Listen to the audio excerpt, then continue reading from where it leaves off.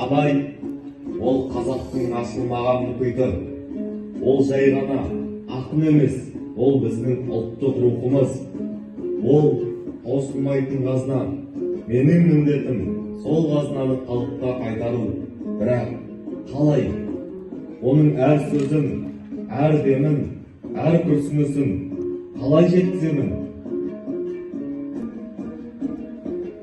Мұхтар, балам, мен айтпаған сөз қалды ма? Мен жыламаған түн қалды ма? Сен менің сөзімді кімге жеткізбексің? Абай ата, сізді мұхиттың астында қалдырғысы келгендер көп болды. Бірақ мен сізді жарыққа шығарамын. Сіздің жолыңыз нағыз қазақтың жолы. Сізді енді Парижде, Лондонда бүкіл әлем танитын болады. Сіз біздің паспортымызсыз. Мен жазамын, ол Абай жолы болады. Ол қазақтың соққан соқпағы, жүрген жолы болады. Мен Абай арқылы қазақты әлемге танытамын.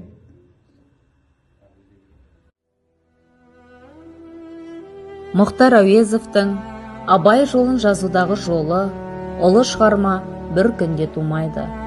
Ол жылдар бойы жиналған ойдың, төгілген тердің, тартылған тағдырдың жемісі.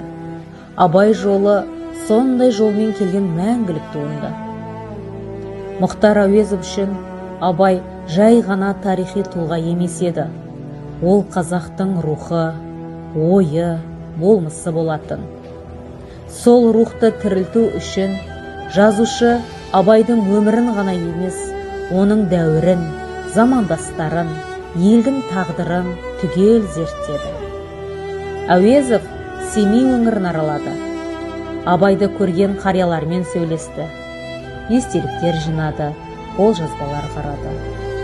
Әр дерек болашақ романның бір кірпіші еді. Абай жолын жазу барысында Мұхтар Әуезов талай қиындықты бастан өткерді.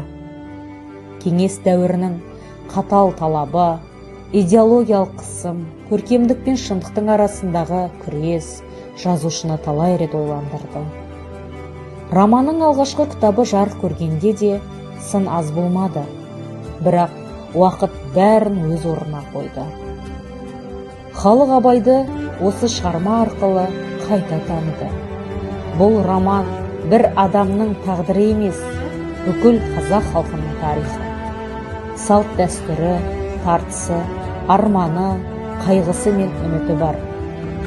Мұхтар Әуезов 20 жылдан астам уақытын осы эпопеяға арнады. 4 том, 4 белес. 4 белес бір халықтың рухани жолы. Абай жолы қазақ әдебиетін әлемдік деңгейге көтерді. Ол жазушының ғана емес, ұлттың жеңісі еді. Мұхтар Әуезовтың Абай жолы жазудағы жолы еңбек пен сенімнің, шындық пен өнердің, халық пен тарихтың тоғысқан жолы.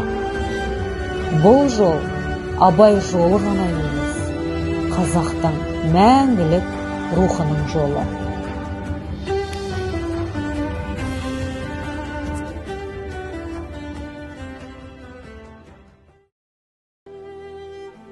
Жүрегіңнің түбіне терең бойла, мен бір жұмбақ адаммын, оны да ойла. Сен сол жұмбақты шештің, Мұхтар. Енді менің мына халқым сенің көзіңмен қарайтын болады. Мен Абайды жаздым. Абайды таныту, қазақты әлемге паш ету. Абай біздің өткеніміз, мен тек оның қатшысымын. Ал сіздер оның ертеңісіздер.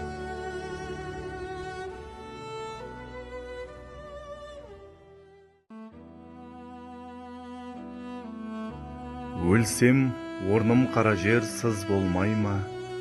Өткір тіл бір ұялшақ қыз болмай ма?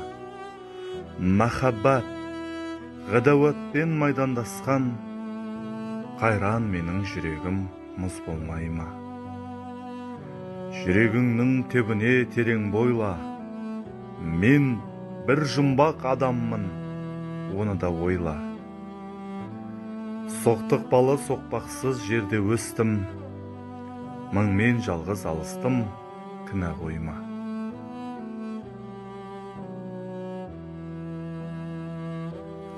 Қалың елім, қазағым, қайран жұртым.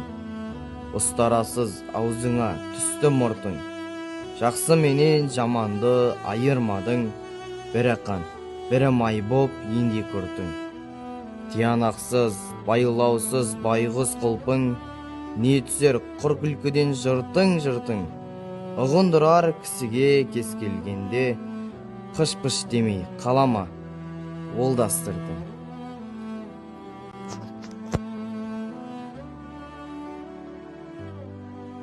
Жасымда ғылым бар деп ескермедім. Пайдасын көре тұра тексермедім. Ержеткен соң түспеді осыма, қолымды мезгілінен кешсермедім. Өзімде басқа шауып төскерледім. Қазаққа қара сөзге дес бермедім. Еңбегіңді білерлік еш адам жоқ. Түбінде тыныш жүргенді теріс көрмедім.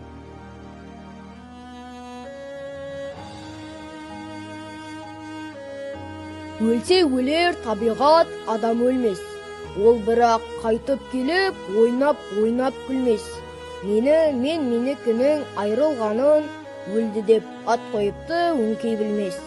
Көп адам дүниеге бой алдырған, бой алдырып аяғын көп шалдырған.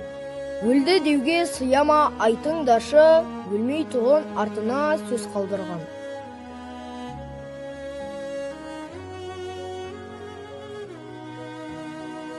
Өткірдің жүзі, кестенің бізі, өрнегін сендей сала алмас. Білгенге маржан, білмеске арзан, надандар бәхрә ала алмас.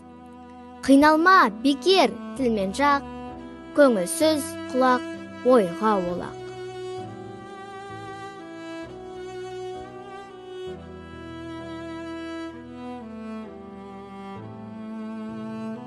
Таппай мақтанба, орын таппай баптанба, құмарланып шаттанба, ойнап босқа күлуге, 5 нәрседен қашық бол, 5 нәрсеге асық бол, адам болам десеңіз.